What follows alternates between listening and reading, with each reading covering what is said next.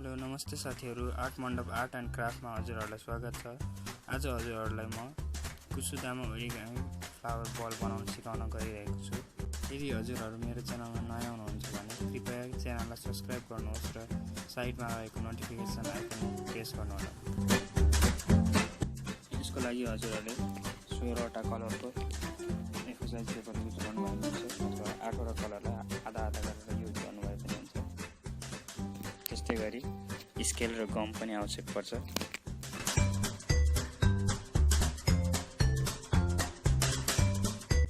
सबैभन्दा पहिला एउटा पेपरलाई आधा गर्नुहोस् र टोटल त्यसलाई 8 पिस बनाउनुहोस्, भिडियोमा देखाइए जस्तै नै।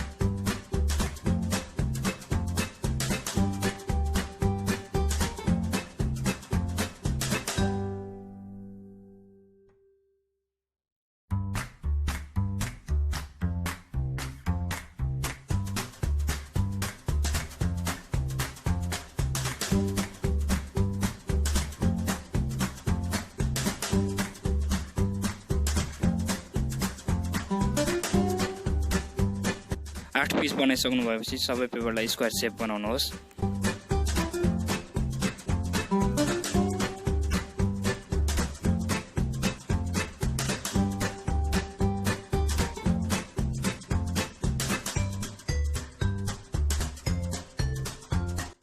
मेरो सबै रेडी भयो।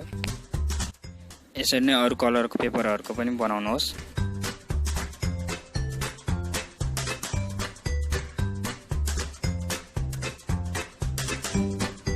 अब कुनै एउटा पिस लिनुहोस् र त्यसलाई हाफ फोल्ड गर्नुहोस् र दुवै साइडबाट इक्वली हाफ गरेर फेरि फोल्ड गर्नुहोस्।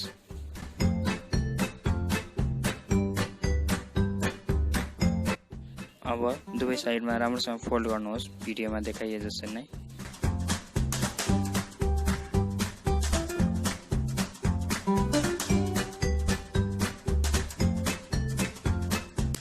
अब औँलाको सहायताले त्यसलाई भिडियोमा देखाए जस्तो नै फोल्ड गर्नुहोस्।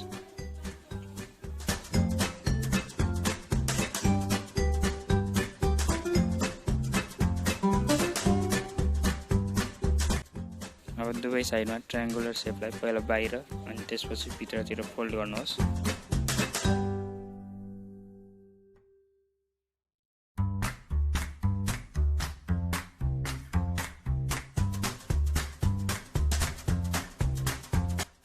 फोल्ड गरिसक्नु भएपछि दुवै तर्फ राम्रोसँग भित्रतिर फोल्ड गर्नुहोस् र त्यसलाई ग्लुले टाँस्दिनुहोस्।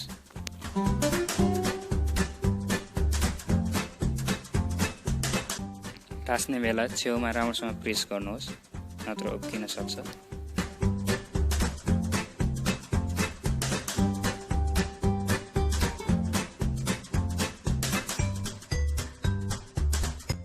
त्यसैगरी मैले अरु पिसहरु पनि बनाएको छु। एउटा फ्लावर बनाउनलाई 4टा पिस भएको छ। म यहाँ हजुरहरुलाई 2टा पिस फ्लावर मात्र बनाएर देखाउने छु। कुनै एउटा पिस लिनुहोस् र त्यसमा दुवै साइडमा राम्रोसँग गम लगाउनुहोस्। गम लगाइसक्नु भएपछि त्यसमा दुवै साइडमा अर्को 2टा पिस टाँस्नुहोस् र फेरि अर्को एउटा पिस बाँकी भएकोमा दुवै साइडमा गम लगाएर त्यसमै टाँस्नुहोस्, भिडियोमा देखाए जस्तो।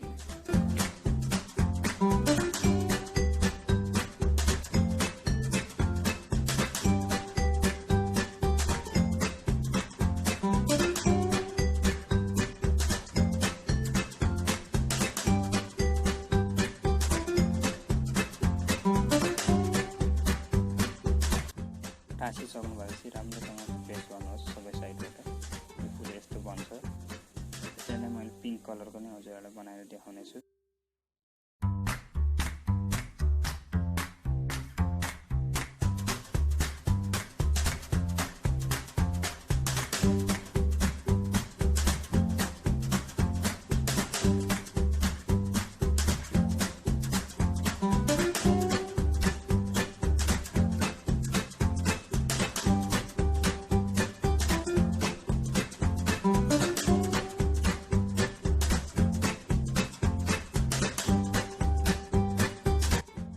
यसरी नै हजुरहरूले टोटल 16 वटा पिस बनाउनुहोस्।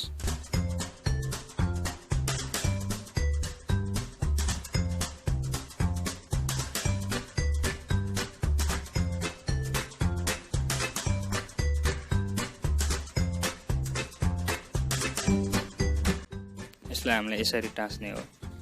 अब म गम लगाएर हजुरहरूलाई टाँसेर देखाउने छु। अब भिडियोमा देखाए जसै नै हजुरहरूले पनि टाँस्न सुरु गर्नुहोस्।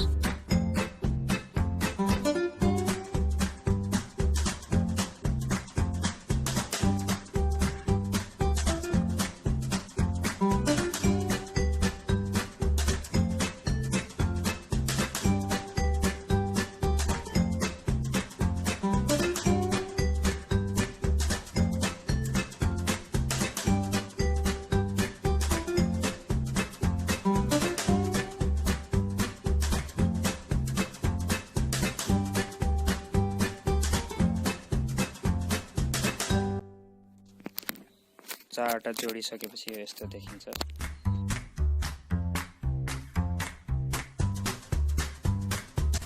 यदि कतैबाट उक्किहाल्यो भने पनि त्यसलाई फेरि प्रेस गर्नुहोस् राम्रोसँग।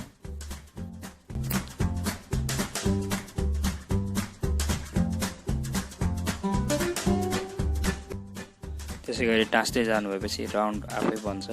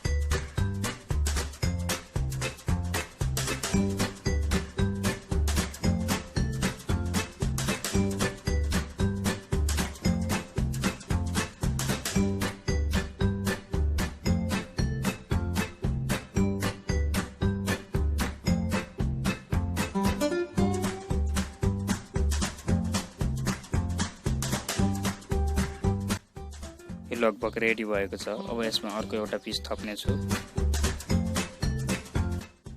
यो अन्तिम पिसलाई चाहिँ हजुरहरूले सबैतर्फबाट राम्रोसँग गम लगाउनुहोस्। तलबाट, साइडबाट, वरिपरि सबैतिर राम्रोसँग गम लगाउनुहोस्। यसरी टास्नुहोस्। यसलाई यसरी खुस्किहाल्यो भने फेरि नडराउनुहोस्, राम्रोसँग टास्नुहोस् फेरि, अनि सुकेपछि मात्र फेरि टास्नुहोस्।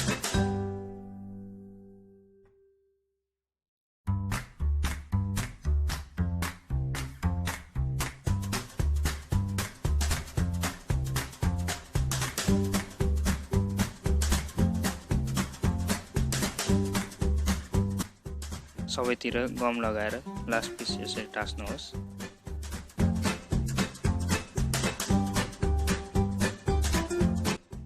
हाम्रो कुसुदामा ओरिगामी फ्लावर बल रेडी भएको छ। यसलाई लगभग 5 मिनेट सुक्न दिनु होला।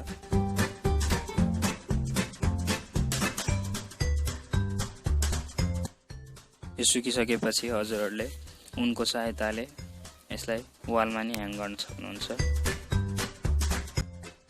भिडियो मन परेमा कृपया लाइक शेयर गर्न नभुल्नुहोला। यस्तै आर्ट एन्ड क्राफ्ट सम्बन्धी भिडियो लिएर फेरि आउनेछु। तबसम्मको लागि म बिदा चाहन्छु।